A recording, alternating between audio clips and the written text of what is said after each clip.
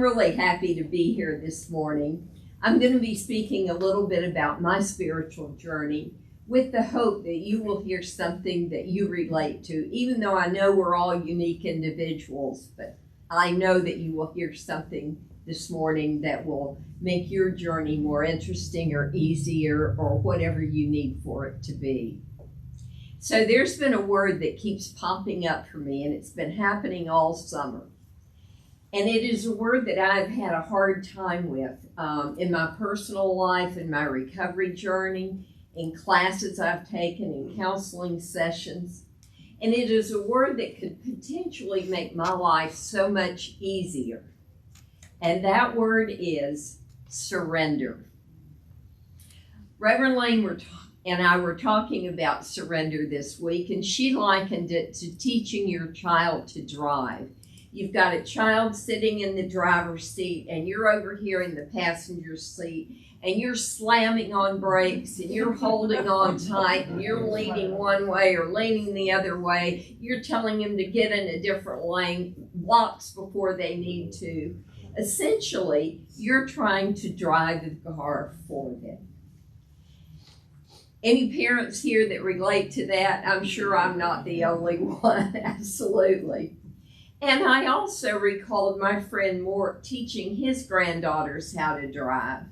And he just sat there and let them drive. He had no anxiety about it at all. And I was in the back seat, slamming on the brakes, holding on, leaning one way or leaning the other. And I realized that there was a dramatic difference between the way the two of us were reacting. And it reminded me that there is another way to be. And there probably is another way to be in almost all situations. My journey with this word surrender began when I first came to the Center for Spiritual Living and began studying the philosophy that we teach here. And I was figuring it out. I think that's about 25 years ago. So it's been a long journey. And what I was learning is that there is one power, one presence that is within me. It is around me. It is always present for me. It knows what I need. It clears my paths. It gives me courage. And I am one with that power. I am one with the power of the universe. And that is so exciting. And I wanted to accept this, to embody it, to bring it into my life as a guiding reality. The Big Book of Alcoholics Anonymous has a sentence on page 81 that says, the spiritual life is not a theory. We have to live it. We have to live it. The spiritual life is not a theory. So we have to live it. All of us have to live it to get the benefit of the spiritual life, to get the benefit of the things that we're learning. So how did I begin releasing my life-learned behavior of trying to control everything? How could I remember that God wanted only good for me, that the universe was for me and never against me? The universe is for you. It is never against you. Can you live that truth? What could my life look like if I truly believed that the universe was for me all the time? What freedom could I feel if I lived as if this were true? If I knew that good was ahead waiting for me, that I didn't need to figure out how the future would look? How much freedom could I feel if I stopped trying to control other people to get them to do what I wanted them to do? What if I stopped trying to drive every car? Could I believe that my highest and best dreams would unfold, or something better? Can I be open to something better, even though it might not look like what I thought it was going to look like? What if I knew that I had all the power I needed and that I lived in the flow, in the easy flow of life? That I didn't have to think about the what ifs. What if I just turned loose and surrendered? And that sounds really appealing to me. I mean, it feels like I would have more of a bounce in my step. I'd have a bigger smile on my face. I would have a heart wide open to give more love and to receive more love. And I'd find more joy in every day. And I know that I want that. And yet often I have found myself slipping back into my familiar pattern of needing to control. Now, Elizabeth Gilbert, and we have a slide for this, she wrote the book Big Magic that we read this summer. She said, "You are afraid of surrender because you don't want to lose control, but you never had control. All you had was anxiety." Anybody else relate to that? I know that really hit me. So my introduction to the concept of surrender started when I first began my spiritual journey in classes here. And the question was, could I believe that the universe was for me? Was I open to receive the gifts that God gives us so freely? And it continued when I joined Alcoholics Anonymous during my practitioner training. And I'm coming up on 23 years of continuous sobriety in a few weeks. So I really appreciate that. And I've spoken several times about how the steps of AA align so well with our teachings here. And I struggled with the first step in admitting I was powerless over alcohol. But surprisingly, the third step became my most difficult step. And the third step is, and we have a slide for this, made a decision to turn my will and my life over to the care of God as I understand God. Now, as I approached it, I thought this step was going to be easy for me because, after all, I'm in practitioner training. I've taken tons of classes. I've written dozens of papers. I have a relationship with God. I could have walked around singing, "I once was lost, but now I'm found." But when I seriously looked at this step, I was shocked to realize that I had no idea how to do this. Turn my will and my life over to the care of God. Surrender. Surrender my will. Stop trying to control. In fact, I felt I could not do it because I just didn't know how. And what I came to know that was, while I absolutely believed in God, I had faith that God was present with me, I did not trust God. I was still relying on my own will, my own control. I had never asked God to remove the compulsion to drink because I didn't believe God had that much power. I just didn't believe it. I could not imagine turning loose and surrendering and trusting my higher power. And I was devastated with this realization. While I thought that believing, communicating with God was enough, I had faith that God was always with me, but it felt that without trust, without the ability to trust, I had nothing. I went through weeks of meetings, talking to people I respected, reading the literature, and I remained empty, devastated, and alone.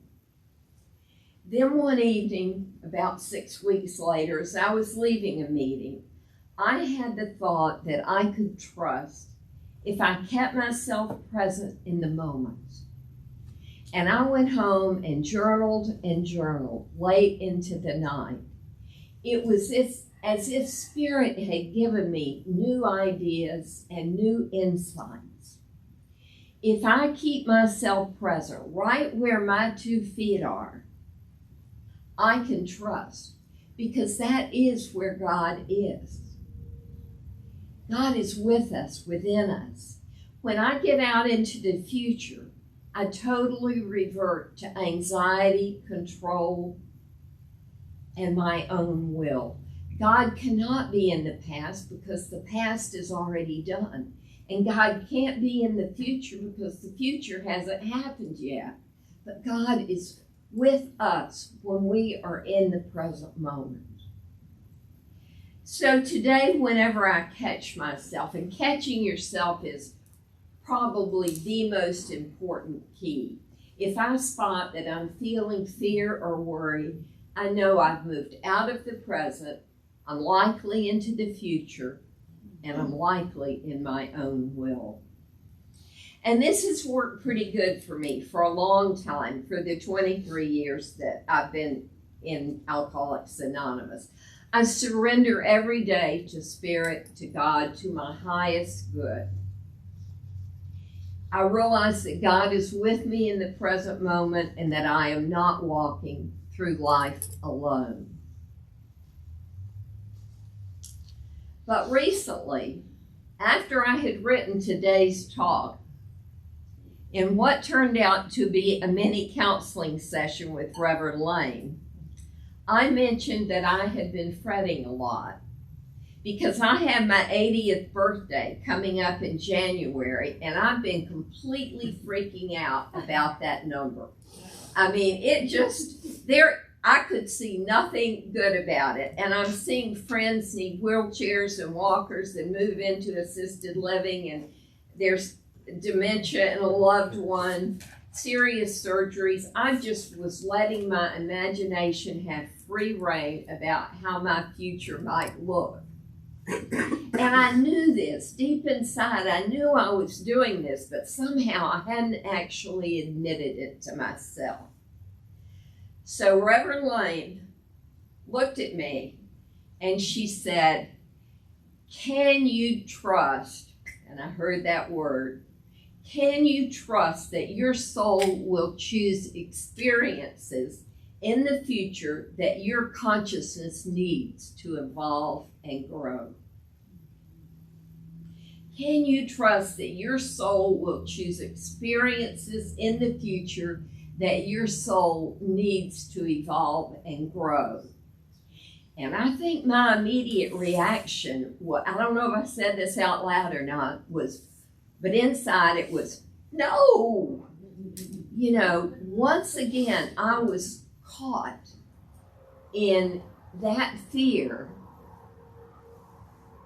And I also realized that the talk I had just written, was invalid because I had just gone back on everything I had written. So once again, I was presented with what I needed. What I needed. Can I move forward in trust?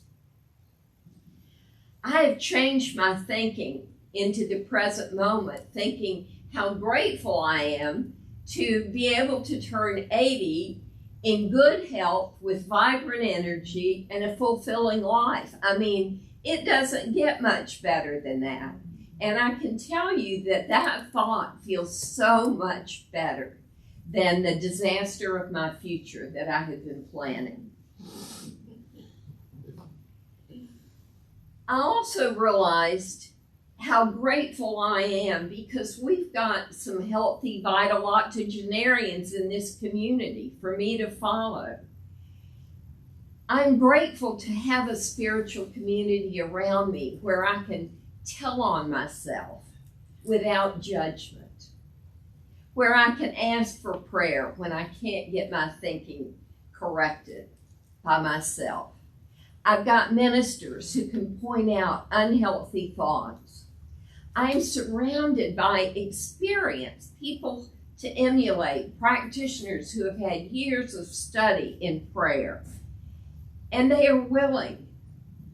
We are all willing to pray for you to know the truth when you can't know the truth for yourself. That's what practitioners do.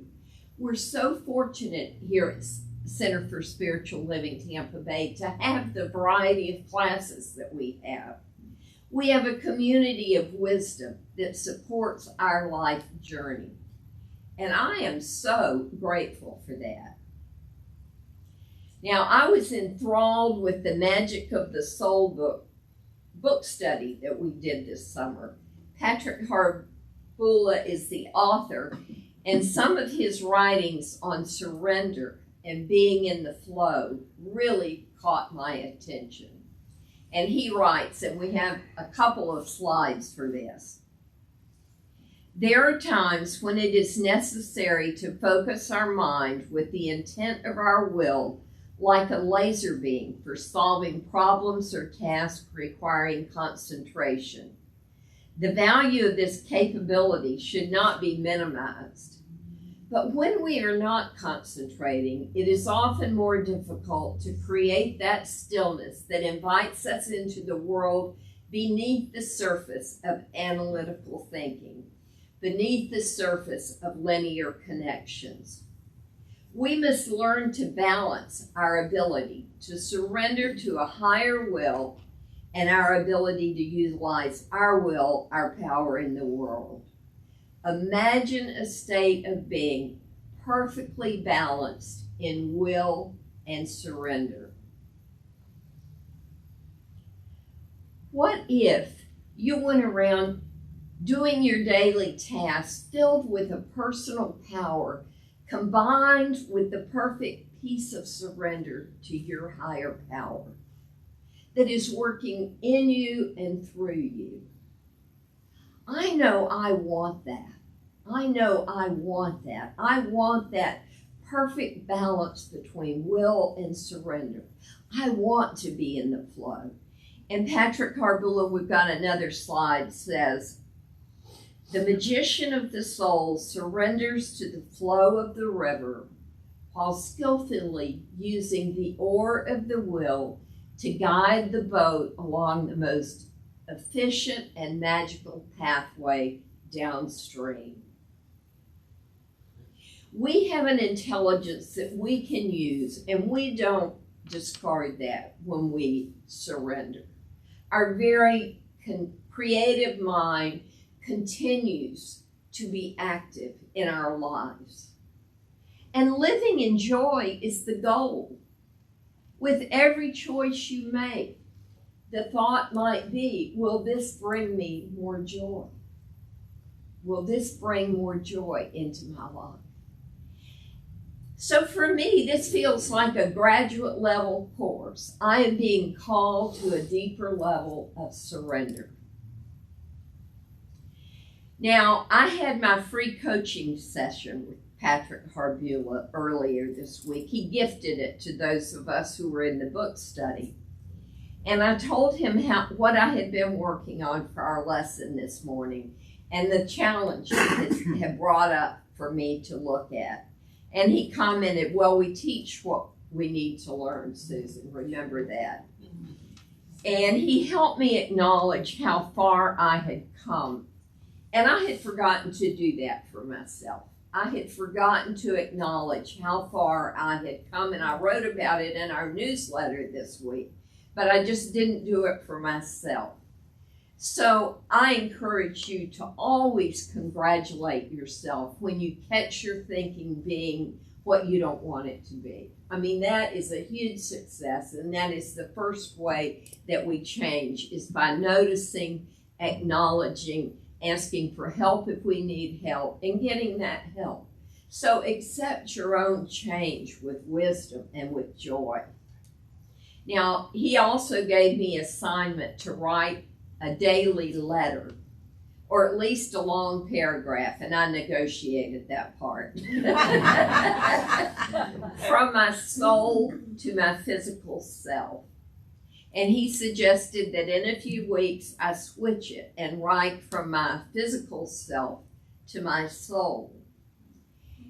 What I am discovering as I've been doing writing to my soul to myself is that my soul knows how to trust already. It lives in a surrendered state. It is free from anxiety, worry, or any need to control the outcome. My physical self, my conscious self, is just trying to catch up with my soul. My soul is eternal. It is infinite. My physical self is not.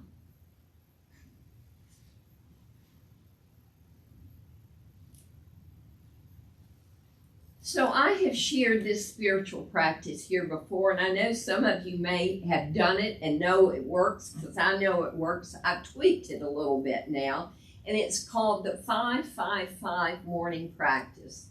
And it's a great place to start since it only requires 15 minutes each morning. It consists of 5 minutes of spiritual reading, 5 minutes of writing, and 5 minutes of sitting. Spiritual reading is anything that inspires you, anything that nourishes you. It can be a book, a sacred text, the Bible, the Science of Mind magazine. It doesn't matter. Just read something nourishing for 5 minutes. For the 5 minutes of writing, I suggest you write a brief letter from your soul to your physical self. Do this every morning. I suspect that you will find, like I did, that your soul has already relinquished much of its needing to control. Surrendered. It lives in a surrendered state. The letting go is present within your soul already. Your soul is filled with peace. The next 5 minutes are spent sitting, enlarged and receptive to life, just sitting. You can call it meditation or prayer, but I have been sitting with the trust, the surrender that is already within my soul. Sitting for 5 minutes, first thing in the morning, in complete trust in Spirit, God, in the universe, is absolutely blissful. It's the most peace I've ever found. It's that peace that passes all understanding. And it starts my day in the best possible way. I surrender to the flow of the river, to live in trust, and to see the good that is all around me. When you find the peace, the surrender that is already present within your soul, I know that you will find trust. Namaste. Namaste.